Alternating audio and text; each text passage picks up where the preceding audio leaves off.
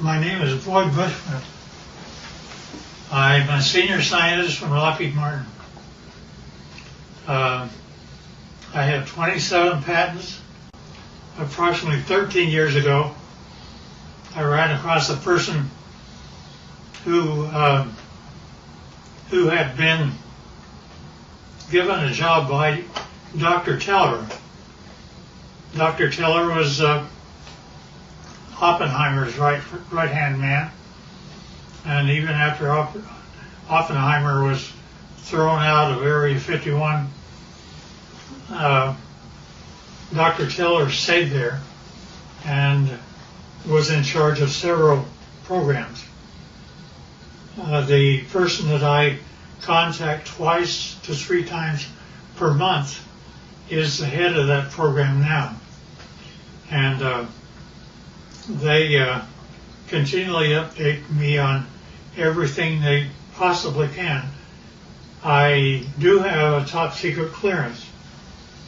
I choose, however, for their purposes, not to use it because the intelligent ones of me and me actually believe that a great deal of information should be lifted up from those dark recesses of Area 51 and moved over so people can see it.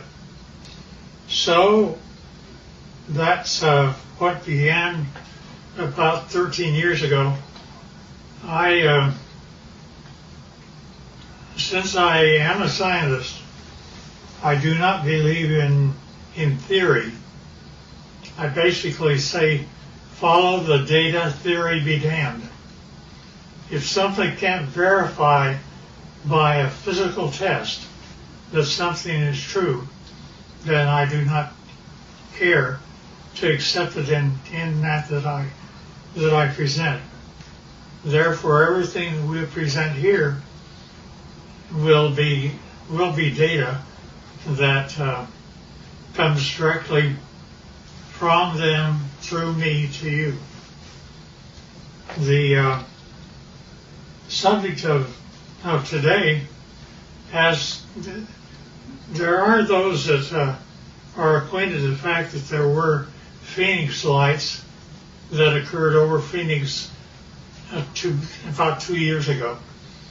They were photographed, and those really turned out to be just blobs across the Phoenix sky.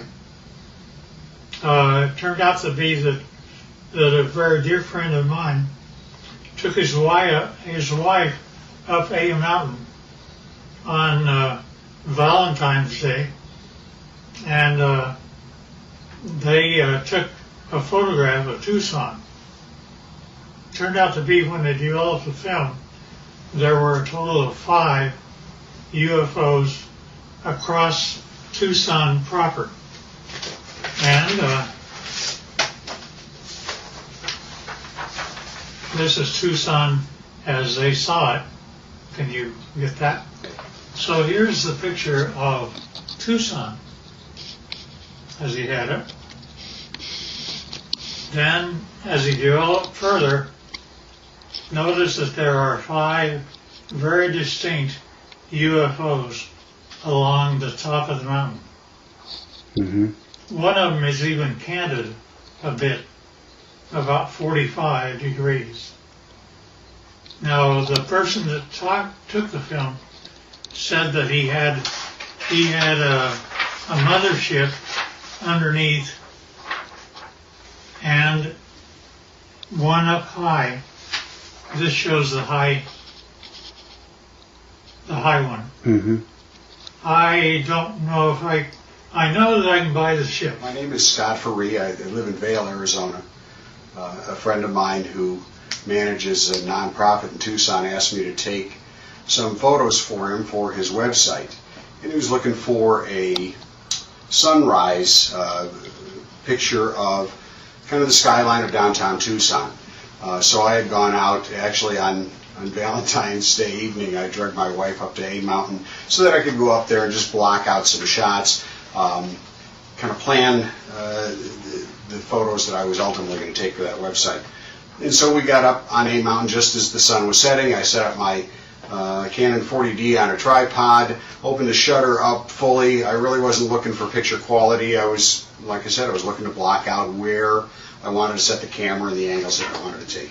And so I started to click off some photos, and I had these set with a timer release on the shutter so I didn't get any camera vibration because the sun was starting to set. We were running into fairly low light.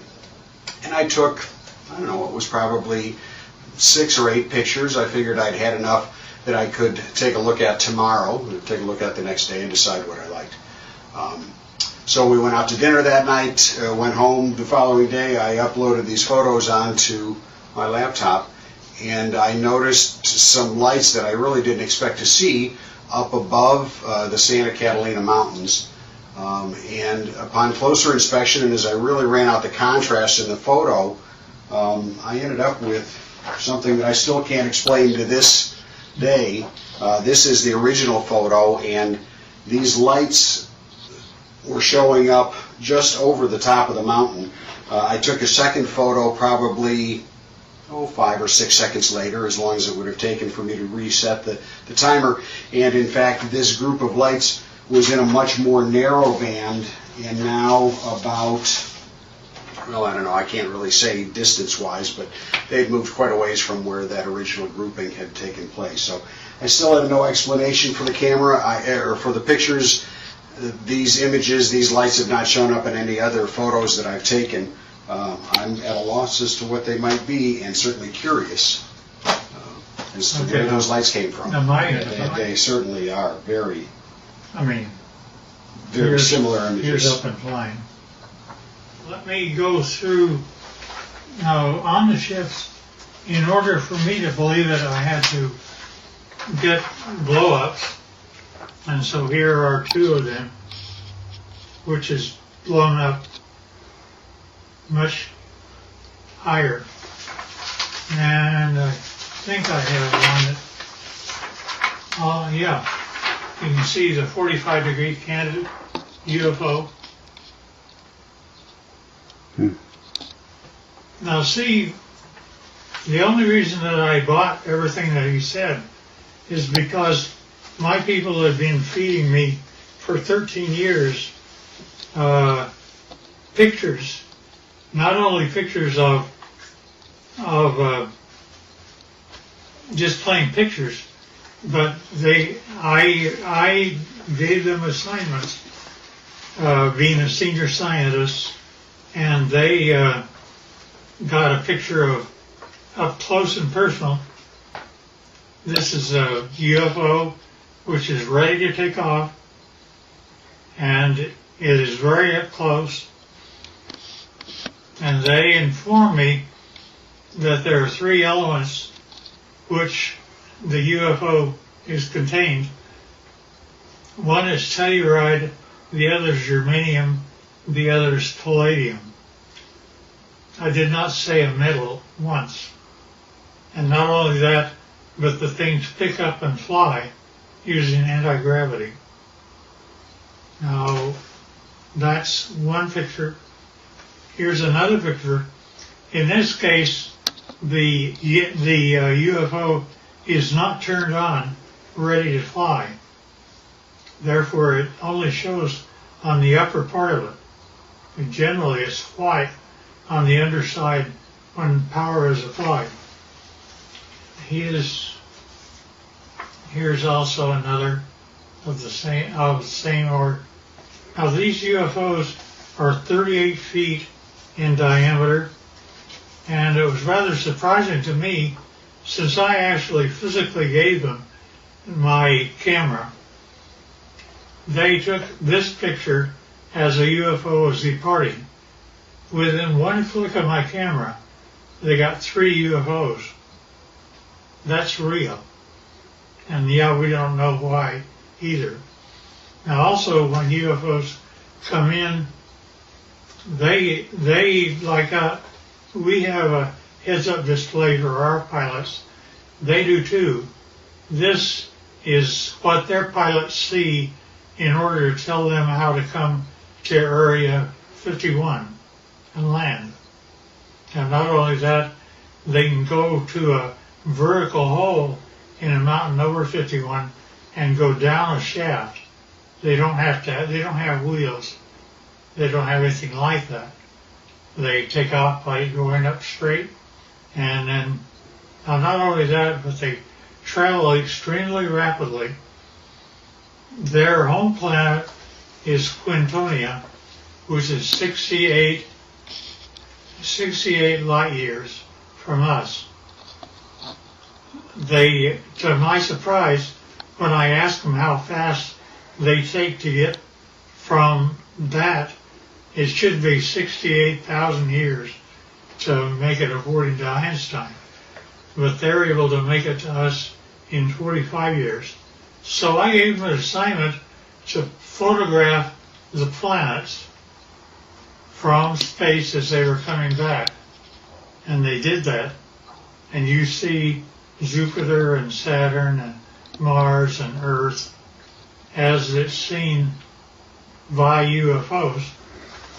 And here's another. Now, we aren't going through motherships or anything like that. Nevertheless, those are the UFOs. Now, when they actually get powered up and actually start traveling, it turns like this. You do not hear sound. They're up. They travel like that. They look like that, and they travel extremely rapidly. Now, the question is who are they? Here's another one that's, you see the bottom, how it's all white? It's turned on. Here's also the bottom turned on. Strangely enough, I asked them to take pictures of the power unit on the bottom, up close and personal. They gave me this. I don't know what this means. That's when my camera actually looks into the power center of the UFO. Now, I asked them to tell me about who was flying these things. He therefore said, fine, they're approximately 5 feet, 4.5 to 5 feet tall. They had one or two of them around it that were 230 years old, and we have a total of at least 18 that exist and operate with our facility as Teller set it up.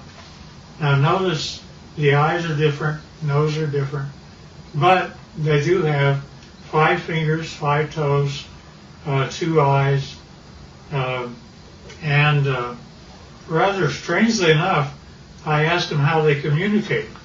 He says, well, it's like this, boy. You all of a sudden have a question in your mind.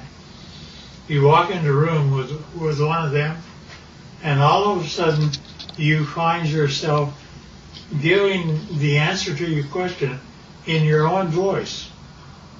They're able to use your own voice by telepathy to talk to you. And I said, fine. Now that's how they look front. But when you turn around and look at the back, it's like that. Now notice that they have 3 backbones. They're actually cartilage. Nevertheless, it's a much more efficient system as ours. They also have 3 ribs in their system rather than more. This is also the back side of an alien. Here's a 45-degree look.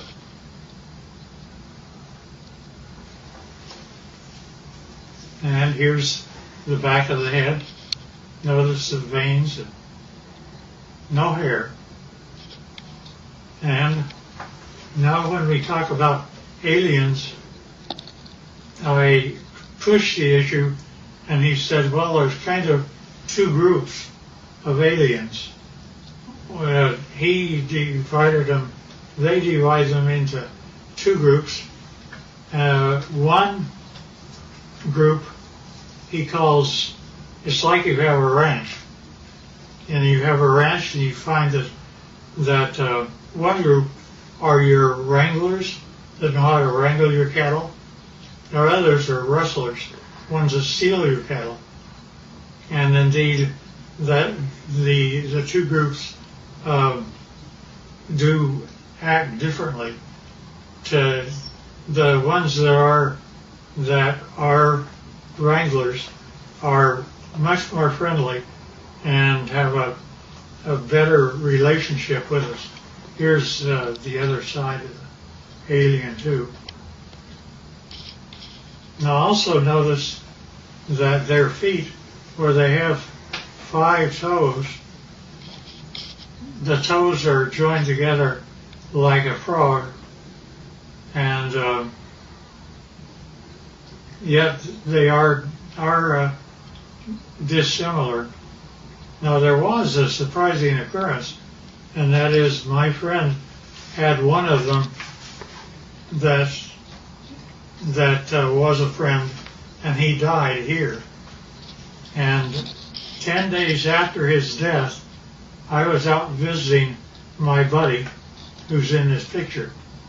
And if you look very close, you can see that his friend is in spirit form right over his left shoulder. You can also see that the fingers are long, that there is something. We have an expression that basically say when a person dies, they stay around their body for 3 days and then go off, and they basically have the same thing that happens to them. Now, with respect to the alien craft, we have American citizens which are suited up like this, and they are working on UFOs 24 hours a day, and we're trying to learn what to do. These are 2 guys, 2 American citizens, and they're trying to protect themselves against germs and things like that. And here's another view of them. And here's another one. There's an upper part of a UFO and a lower part of a UFO. This is the upper part, and it's just one of them up there. They have, generally we give them suspenders so that if they start floating, they don't have gravity on the inside. Somebody can grab them and pull them over to the side.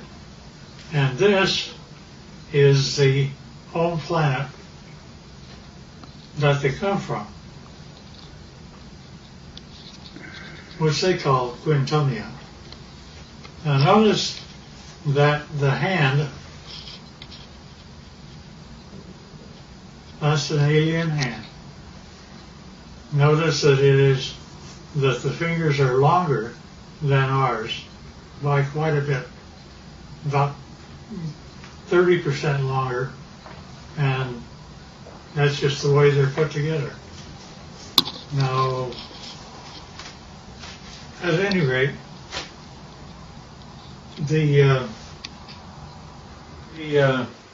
this process that introduced me directly or indirectly to Dr. Teller's work with the group that still is in charge of Area 51 and equivalent.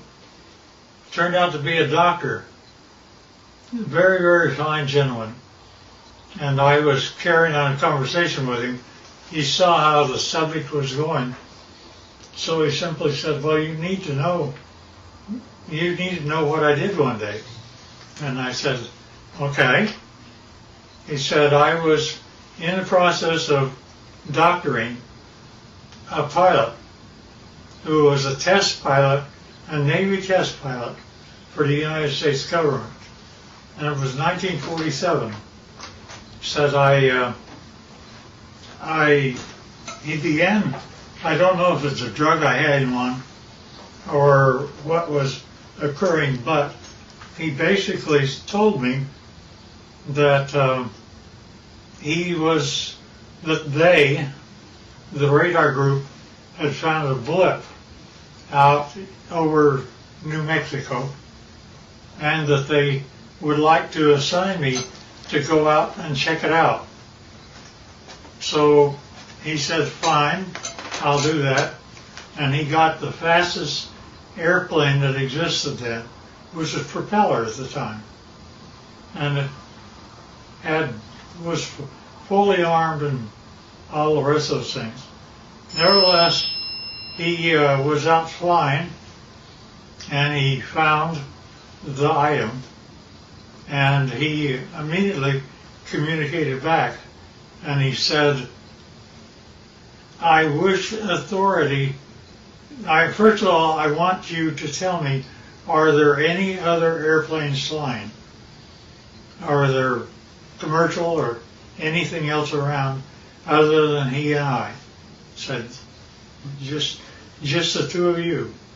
And he said, fine. Second thing I want to know is,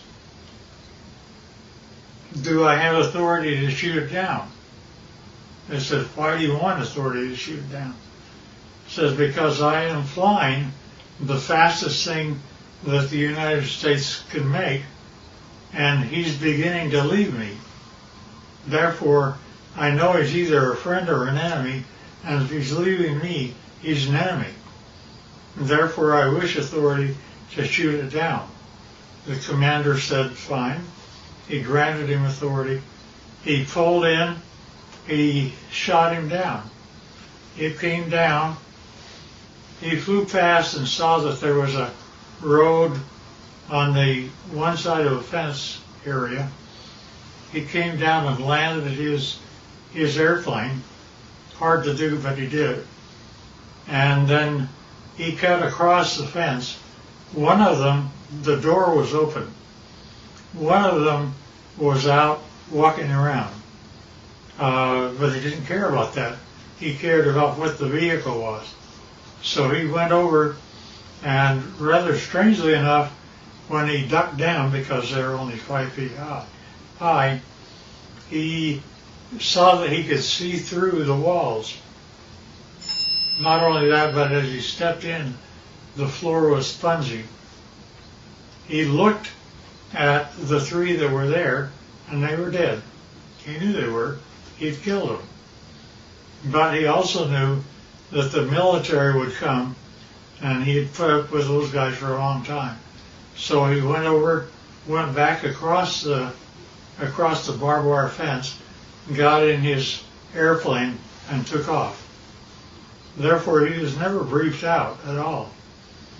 And he didn't give my friend authority to allow me to know what his name was. I know, but I won't reveal it. Both of them should have been gone for a long time. Nevertheless, so when I got up with my contacts in Area 51, I brought up that story, and they said, well, that's totally true, but we can't say it, you can. And that's how they've kept me all this time, is I can talk about it, but they can't. I do, because of some very good reasons, keep things within control, but I don't want us to fall behind the Russians and Chinese. And the problem I have is that Area 51 is working with both the Russians and Chinese right now. And trying to make UFOs, they have, there's been a total of 39 United States citizens that have lost their lives trying to reverse engineer UFOs. And Well, the last one I heard of was a year and a half ago, where we lost 19 lives in one test. They actually wanted to bring various flying craft near the UFO, and the UFO defended itself, and 19 of our people died. Now, they kept giving me things rather than, they would give me pieces of UFOs, and I would come to my laboratories. I had the laboratories of Lockheed and every place else, so I would do that, but I would get pieces of UFOs. For example, I have 3 little pieces of UFOs down underneath the thing that looks like a quartz crystal. Notice that that is my hand, and it is giving weight. It says that it weighs 100 grams. Now, without those 3 items, when I take the UFO material away, notice that the 3 UFO items are gone. But also notice that the weight of the crystal is now 650 grams. The implication here is that if I were to take the pieces of UFO and put them underneath an average man's scale, he would weigh 45 pounds. Basically, they're working in anti-gravity, and therefore our effort is anti-gravity. Now, not only that, but we take these same pieces of items, and I go to a standard voltmeter, and notice that in my voltmeter I am getting a total voltage of 249 volts out of one piece of UFO. Not only that, but the team took a piece of UFO and connected it up like this and was able to have a complete laboratory operate for 6 months with heavy equipment. And it goes all the way up to 12 amperes. And since you didn't really get this before, here's the foot with the toes joined together. And this is a better view of the same. Now notice also, this is the body of an alien, and where we have 6 ribs that are connected together, they have 3. And the total height is less than 5 feet. And they still look like this, not like you and I. Nevertheless, so we're able to obtain voltages and anti-gravity, and anti-gravity appears several ways, which is rather unique and nice. Scotty talked about UFOs. I basically said, yeah, I understand, because here is what Area 51 was giving to me since the year 2000 and beyond. Notice it's recent, and we have one triangle, then we have 1, 2, 3, 4, 5, and we have one that's 150 feet across, if not larger. And each one of these are separate documentation of UFOs that were photographed and taken across the world from 2000 the year 2004. Now, when you actually get what that all means, is a UFO, when it's white on the underneath side, is ready to fly like that. And it's anti-gravity, that's the reason you don't hear anything. But when it's just parked means just floating in air. It could be above your house, like this, and this. This turns out to be the heads-up display that the aliens see of how to go to Area 51 and store their craft. Nevertheless, this is what the craft look like. That's how they change power.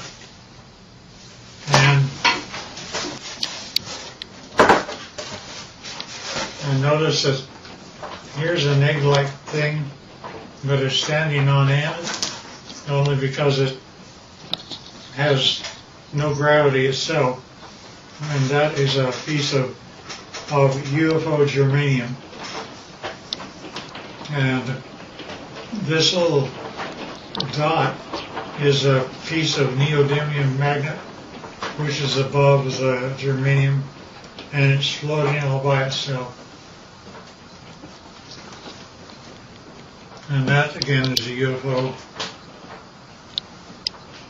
And we don't know why, but the crystal appears to be colored rose, and we can't figure out why yet. There's a whole batch of analysis that we're having to do.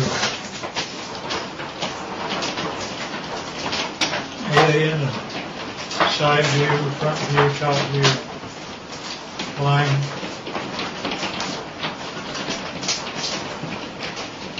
And that's the power center of palladium in the middle of the craft.